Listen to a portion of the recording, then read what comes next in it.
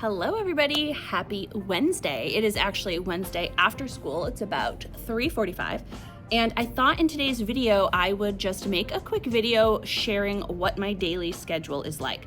I have gotten a lot of questions about this, what my schedule is like, how much time I have for each subject, because there have been many comments about like, how do you get all these activities in?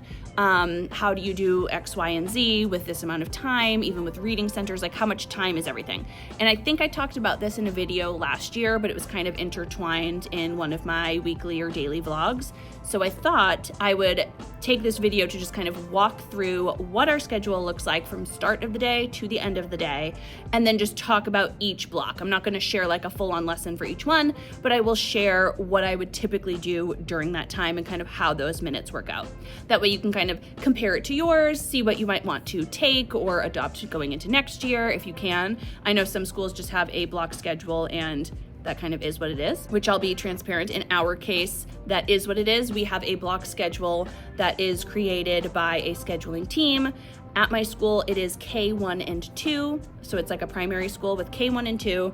And then the whole block schedule is set out so that way all first grade classrooms have specials at the same time. We all have our W.I.N block and snack time and lunch time all at the same time. And that really helps out with the master schedule. So if you are ready for this video, let's give it a thumbs up and let's dive right in. All right, so walking over, just so you can see our little magnetic schedule here. This is our visual schedule for my students so they can see where we are at throughout the day. It's the end of the day, so my little magnet is here. But I do have a student, let me move it back up, who moves that along throughout the day so they can track where they are, and it helps me with all the questions of, when is snack, when is lunch, when is it the end of the day? So I do have these daily schedule cards completely for free that I had made. I will go ahead and link them down below. They do already have like Heggerty and phonics written on them, but I also left some blank ones where you can just add some clip art and type in whatever you want. So let's walk through each part of the day. All right, so teachers do not really need to arrive until around 8:15.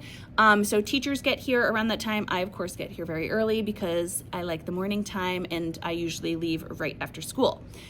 Students arrive at 8:25. So at 8:15, the kids are getting dropped off. So drop-off line starts and also buses start, and the students come in and they all kind of assemble in the gym for a little bit. And then at 8:25, they are released to the classrooms. So we don't have that kind of trickling in effect that I've had at some other schools. So all my students really start arriving and are in the classroom at the same time, which is nice. Just for getting started in the morning. Of course, buses run late and things happen. Some students will trickle in, but for the most part, a large bulk of my students are walking into my classroom from 8:25 to 8:30. And then we start our morning with morning work and morning play. So this is the slide that I'm currently using.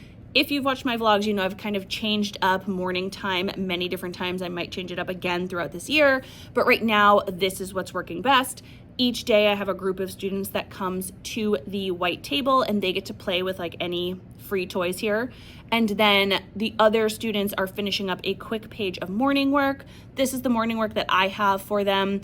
Here's a quick picture of what it might look like. Up at the top, there are always some phonemic awareness and phonics skills. And then at the bottom is always a math review. And they change each month to kind of keep it fresh. Then as you can see on the slide, when students are done with their morning work, they can do morning play at their seats. So they each have Play-Doh at their seats, and then they each have a little bucket of toys. Right now they have some brain flakes that they can go ahead and play with until about 8:40, 8:45.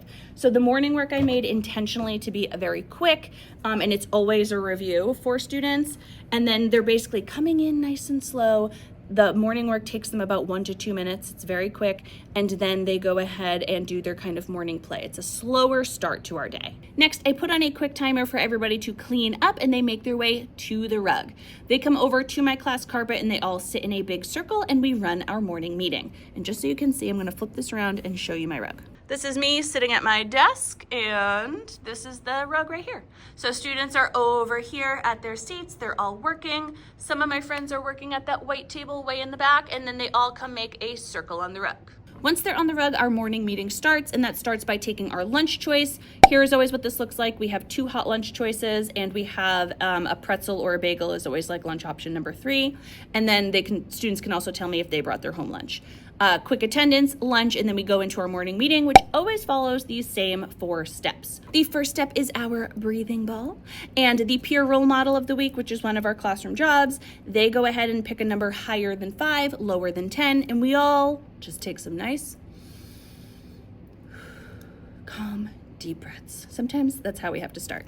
Then we quickly go around and do our morning greeting, where the peer role model will start facing either the child on this side or this side, doesn't matter, and they go around, say good morning, and they say their name. Now, last year I used to do like fist bumps, high fives. Now we just do a quick little wave. That way we keep it quick. Next is our morning message, where I will share today's date. I will tell them what the special is, and then I usually try to bring up something we are working on, either social emotionally or academically, and just let them know how the day is going to go. This is especially important if we have any ziggle-zaggle moments for the day or any big change-ups, whether it's an assembly or we have to switch some things around. This is the time where I let everybody know what will change, and I'll usually put like a little star over on that visual schedule just so they know something is changing. And then number 4 with the little speech bubbles on this slide is our morning activity. And I also keep this very quick, and I do the same thing each week. So every Monday or whatever the first day of school that week is, we are just sharing about our weekend.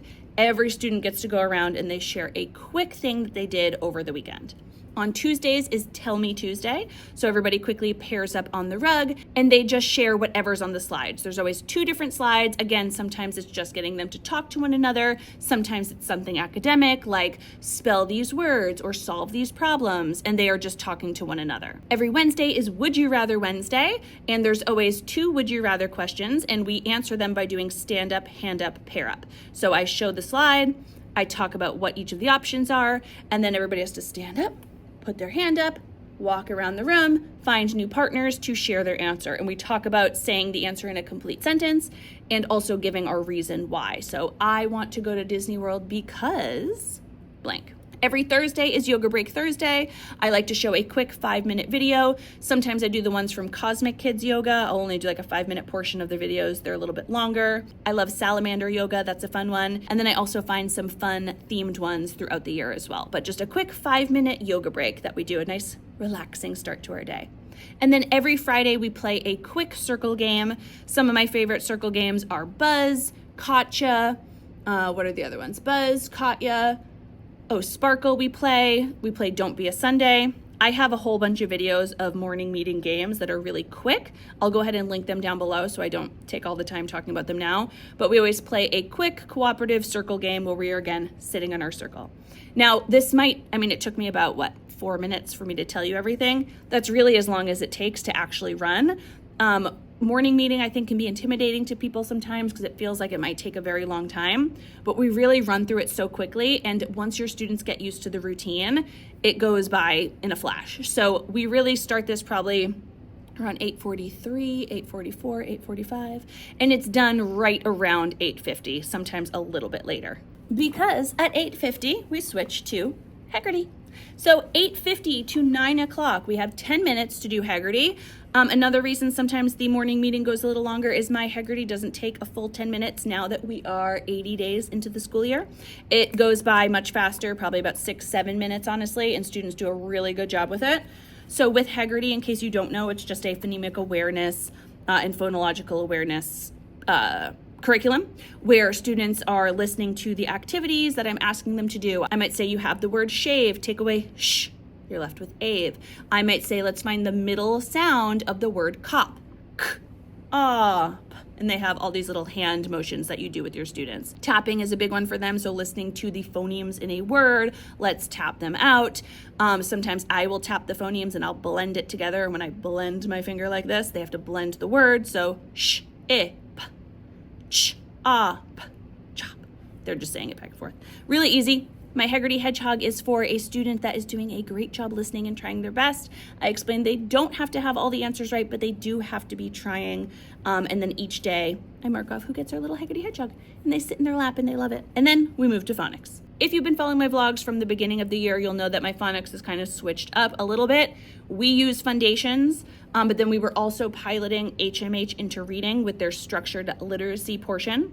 So for 8 weeks, I did do the HMH into reading. We are adopting that, but we won't be adopting the phonics portion not next year, the year after. So we are currently back to foundations. So from 9 to 9:30, we do foundations. Now, foundations kind of looks a little bit different every day, but essentially each day we're reviewing sounds that we have learned. We are blending sounds together to make words. We are writing words in our journal. We are marking words up. We are building words with magnet tiles. We are doing dictation, and we are also reading connected text. So again, not all those portions will happen during the phonics block, but this is all explicit instruction. From Heggerty all the way through phonics, this is 40 minutes of explicit instruction. Now, every once in a while, especially on Fridays, I will block out a good 10 minutes at the end of our phonics block, and I will have students play some sort of phonics game together. It's part of like our Fun Fridays, and typically as long as I've made sure that we have done some word building, dictation, and all that other fun stuff throughout the week, I will usually block out 10 minutes on Friday to do that. Some of my favorites and easy ones that we are able to do are spin, say, spell, an encoding game, and we'll always do it with the skill we are using, and also roll, read, and color. So that one is going to be decoding the words, and the other one is encoding the words. Now, if we have time at the end of some of our lessons, we might have like 5 extra minutes throughout the days. I will usually print out like a worksheet or two for students to extend their learning if they are complete with the full foundations unit within that 30 minutes.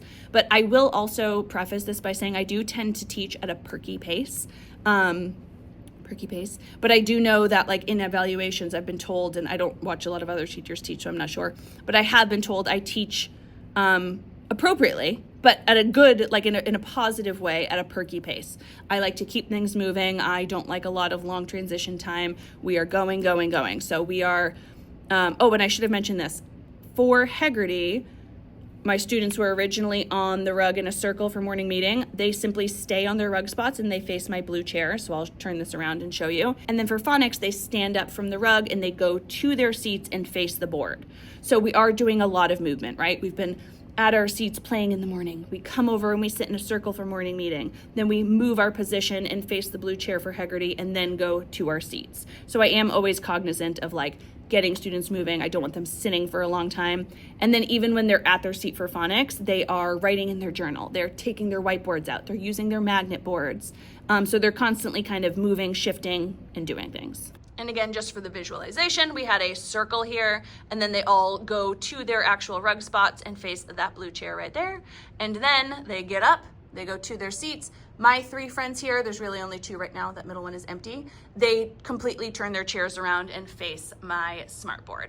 So that's the way that works. Then after 40 minutes of explicit instruction, my students are asking when snack time is, and it's not time yet. We always do a brain break at this time, and my favorite right now is Danny Go. It's the kids' favorite. They love it. The videos are like 3 to 4 minutes. They are always up, they're moving, and they are fun. So they stand behind their seats after phonics and they do a quick brain break, and then they come back to the rug for writing. And writing is from 9:30 to 10:10. Now, writing itself, the curriculum has changed quite a bit from the beginning of the year because we were piloting the 2 different literacy programs. So at the beginning of the year, we were using EL education during the writing block.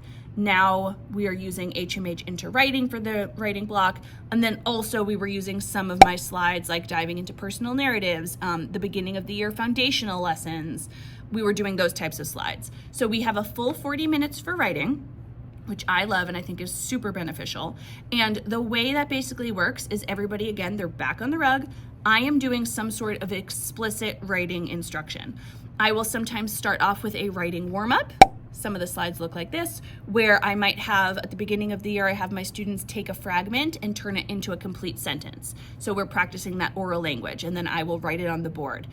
Some other ones are getting students to use verbs and adjectives and nouns correctly. I have lots of different writing warm-ups that we might start with, and then we dive into our lesson. So we do teach writing in a genre-based way. So we teach opinion writing, personal narrative writing, and informative writing. So I'll do a basic, kind of like a writing workshop approach where I am doing an explicit lesson.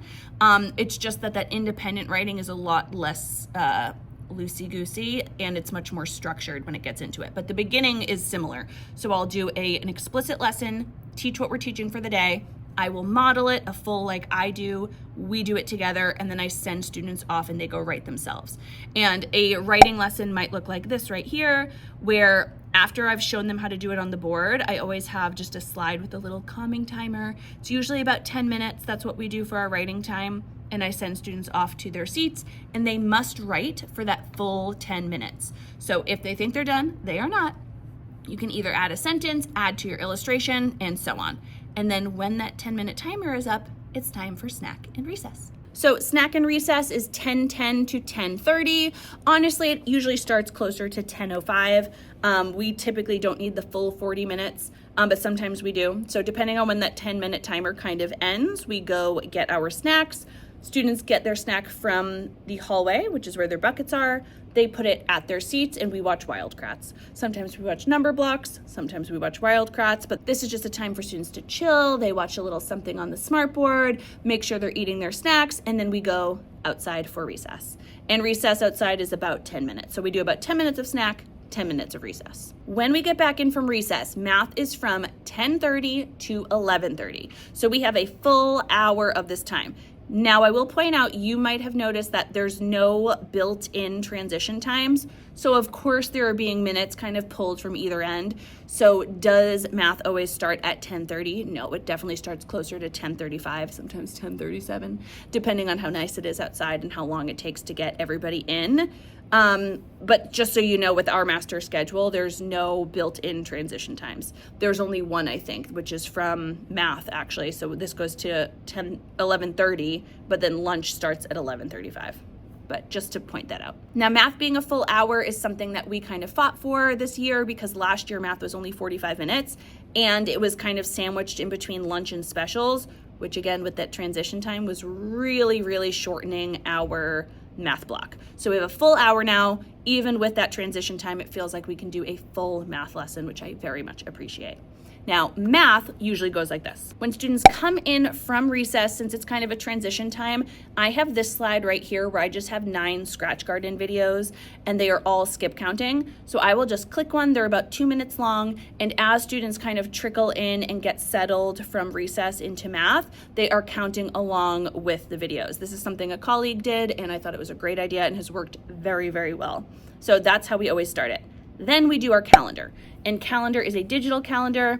I won't go into too much depth because I don't want to go through each slide of it, but essentially students are just talking about what the date is, you know, what was yesterday, what will tomorrow be. We do the days of school, both with place value blocks and with money, and then we also just track the weather. So very quick, and this is when we also do our Pledge of Allegiance. So very quick digital calendar, and then we are diving into our lesson. So similar to writing, our math lessons are going to follow the same type of structure every single day. So after calendar and the pledge, we will always start with the objective being stated. This is what we're going to learn today. And then we do a math warm-up. And now I have a ton of different math warm-ups that I love to use with my students. They're getting really good at it.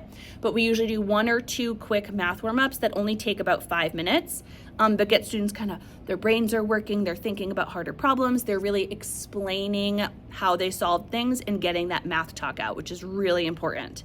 And then we dive into, like I said, with just like writing, the I do, we do, and you do. So I will teach whatever the math lesson is for the day. Here's an example. I will go through it with the class, and then I will show them exactly how to do it. So if I am teaching students how to subtract by counting back, I will show them that there are different ways we can do this. Maybe I'm teaching them we're counting back by putting the number in our head and counting backwards. Maybe I'm showing students how to put the number on a number line and hop that many spaces backwards. Whatever the strategy or lesson that I'm teaching them is, I explain how to do it and I show them how to do it. And whenever possible, I'm using some sort of manipulative. So also, if there's something I want them to see like that, they're in a circle on the rug and I'm kind of doing it in the middle for them. And then we go into a we do. So with the we do, they are usually doing some sort of partner practice activity where they're practicing exactly what I taught them, but with a partner.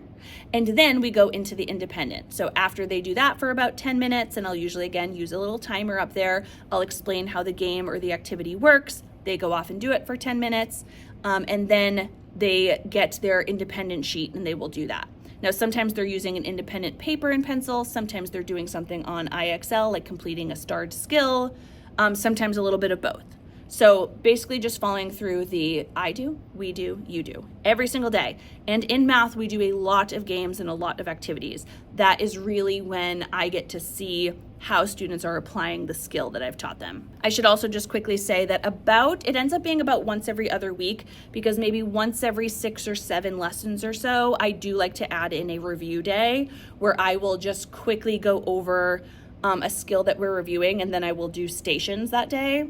And during that day, I get to see every single student back at my table because they'll rotate through with like 4 different stations. That is something I do like doing during math time. I'm gonna go put this back because this is when we get ready for lunch and recess.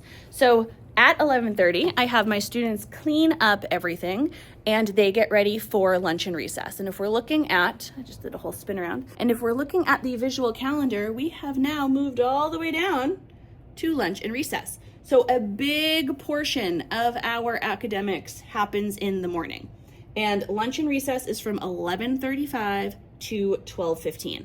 Teachers at this time have a full 40 minutes for their lunch.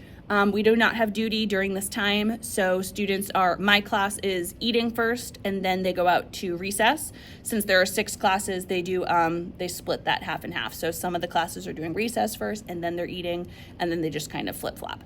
So that is what we do, and then I pick them up at 12:15 and bring them back to my classroom for WIN. WIN block is from 12:15 to 1 p.m., and WIN stands for What I Need. This is that time during that block schedule that's made that all the interventionists are seeing any students that they need to for first grade. So any students that are being seen in a reading group or in a math group or in a social emotional group are being seen during this time. Now, I'm not gonna go into exactly what WIN kind of looks like and everything because I have a whole video about that. The video is right here. This is exactly how I run my WIN block. It's the same way I did it last year. It's the same way I'm doing it this year. My students love it. I love it. This is like my favorite time of the day. Not only is it after lunch and it's kind of a nice way to ease into the afternoon, but this is when I also get to really pull those students and work on whatever they need. So I'm working with them. Some of my friends are going to reading and then they might go to math after, so I don't even see them during the WIN block, which is fine. Other friends might go to reading, and then when they come back, I can work on them again with reading or whatever else they might need. And I also get a chance to work with kind of my students who are already at grade level or higher and push them to where they need to be. So I love this time of day. And then at 1 o'clock, my students go off to specials. Specials is from 1 o'clock to 1:45, and we have 6 different specials. So we do run we actually only have 5 specials, but we run it on a 6-day schedule, so students get PE twice. So the specials we have are library, and then we have PE 1, so the first day of PE. Then we have art, then music, then PE 2, and then our last special is called innovation. And innovation is kind of like a mix between STEM, and it's a time where students are kind of coming up with a plan, and then they have to carry out the plan and then debrief it. So very STEM-like, but it's not exactly STEM. But it's a fun one that students really love. So those are our specials, and that brings us to reading time at 1:45. Okay, so after we get back from our specials, then we come right into our reading. And reading is technically 1:45 to 2:30. And again, remember there's some of that transition time. So we have 45 full minutes for our literacy block, but that is split up into 2 different categories. Basically, we have about 20 minutes from 1:45 to 2:05 to really dive into explicit vocabulary, doing a read aloud, maybe a close read of something. That language comprehension, having students kind of turn and talk, respond to text. And right now we are doing that with Into Reading. This is the program that we are going with. If you followed along with my literacy curriculum saga over the last year and a half, that is what we are piloting right now, and we're continuing that for next year. So this curriculum already comes with the kind of read alouds that students will read. They have a little basal text like this. We have a teacher guide that kind of walks through everything, and it has the lessons already ready-made for you, and they just kind of build off each other throughout the year. Previous to that, last year when we didn't have a literacy curriculum, we as a district had already developed kind of 6 different genre units where, let me see, I have them up here. We would have like realistic fiction, nonfiction, what's another one? Procedural, poetry, fairy tales, opinion writing. So, or opinion text. So we would kind of dive into each one and teach students what the different elements were. And we kind of did that. There were lessons, but we did that kind of on our own, which is why we were looking to streamline this and get everybody kind of on the same page. So we have about 20 minutes to do this part. And then the rest of that 25 minutes to half an hour is really set aside for our literacy centers and reading groups, and mostly reading groups. So whatever they're doing in the meantime, we've been having them do literacy centers. And that gives us enough time to do 2 full reading groups with my kids at the back table. Now, many of you, if you teach HMH at all, know that there's way more than just 20 minutes of instruction in the literacy portion. So our goal for the rest of the year is to kind of figure out where we can scale back while still maintaining the integrity of the program, because keeping those 2, 12 to 15 minute reading groups is extremely important. For us, this is when we do our small group instruction. It's when we do our decodable lessons. And I actually have a whole video of what we do in the small group right here. It's very structured and very guided. We work with a company called Hill for Literacy. And we are using decodable texts, and we are getting students in them while reviewing high frequency words and all the good stuff that we know, especially in first grade, our students need. So that we need to maintain while still integrating this and teaching this. So largely what seems to be happening, the pattern that I notice is like we will read a book in this basal, and I'll introduce it. I'll introduce what the teaching point is. I'll read it aloud with the students, and we kind of do a turn and talk on day 1. And then on day 2, there's vocabulary in there too, previously. And then on day 2, we reread the text. We talk about maybe a different part, or we dive deeper into something. And then they do a response to the text through writing. Now, if I do that whole group, which I have been, I definitely do not have time for 2 reading groups. I've only had time for 1. So I do think going forward next year, the plan will be, or what I'm going to try out for the rest of this year, is if it's a day where students have to actually go in their journals and respond to the reading, which I love that they do, by the way. I like that they're reading it and then writing something directly in response to what they've kind of learned to help them synthesize it. But I will have that be part of the literacy centers. So basically they'll go off, do that response to text, and while my first group is meeting with me, is what I think the plan will be going forward. And I'm gonna have to work that out throughout the rest of the year to kind of see how that will work. Now, as far as the reading centers and small groups go, I have switched up my literacy centers about 3 different times in the last, year and a half, just based on where my students were and different programs we're getting, and trying to work out a structure that works best. And then I'll get one going and then we add something new. If you've been following my videos recently, you might know that we just adopted Lexia, which is an online, it's like an app on the iPad that students, that's highly effective, and teachers and students seem to really enjoy, but it requires students to be on it for 40 minutes a week. So finagling, when that time is coming in has been a switch up to the program, or a switch up to my schedule, I should say. My schedule is set in stone, but how I decide to structure it changes from time to time based on students' needs and, new things. I'm not going to go into super depth about our reading groups because, like I said, I do have that video. It looks like this right here. I will link it down below of what is inside this wonderful folder. But basically, our district has compiled all sorts of different skills and decodables. We have decodables for all the different skills we teach in first grade. This one would be for digraphs. It has a decodable text with it, Zach's Bath, and it has a full lesson plan that you would go over, starting with high frequency words, phoneme blending, going into letter sound practice, blending words, and so on. So I go through this whole thing in that video, so I'm not going to do it now. But this is what I'm doing when small groups come back to my table. Now, what the other students are doing is what I said is more fluid because we've changed it up a lot. My current literacy centers look like this right here, where I have 10 minutes of Lexia that everybody is doing, and then students kind of go into a second activity that I think I kind of will rotate out throughout the week. And then the third activity is epic, so they can listen to some books. I do have another video, this one right here, which is how I set up my literacy centers. And this is how I did it for most of the year last year, as well as how I started this year before we got Lexia. I really like the way this was kind of run down. So if you want to see how that works, you can go ahead and watch that video. And I still tried to keep a lot of those activities and things in mind when making this new setup. And this new setup is fairly new, so I don't feel confident yet saying, hey, this works and this is what I like to do. That's what it does look like. Right now we have like 1, 2, 3. Everyone starts with Lexia. Some people have asked, because on that slide that you just saw, I only have a 10-minute timer with my small group. I am not meeting with my small group for only 10 minutes, but I do have that 10-minute timer on there to account for transition time. So I will send students off to their literacy centers, and basically each literacy center, each reading group I am with for at least 12 minutes, closer to 15 if I can, especially with my first group, which tends to be my lower group. But that 10-minute timer is, I have a clicker in the back. I just click it on the smartboard. That is like my full 10-minute uninterrupted, everyone is at their station getting to work right away time. And when that timer is on, students do not come back to me. They're not supposed to come back to me. They're pretty good about it, but they know that that's kind of the expectation, right? When that 10-minute timer is on, I am with my group. Now, of course, I'm working with them those 2 minutes before or 2 minutes after as well.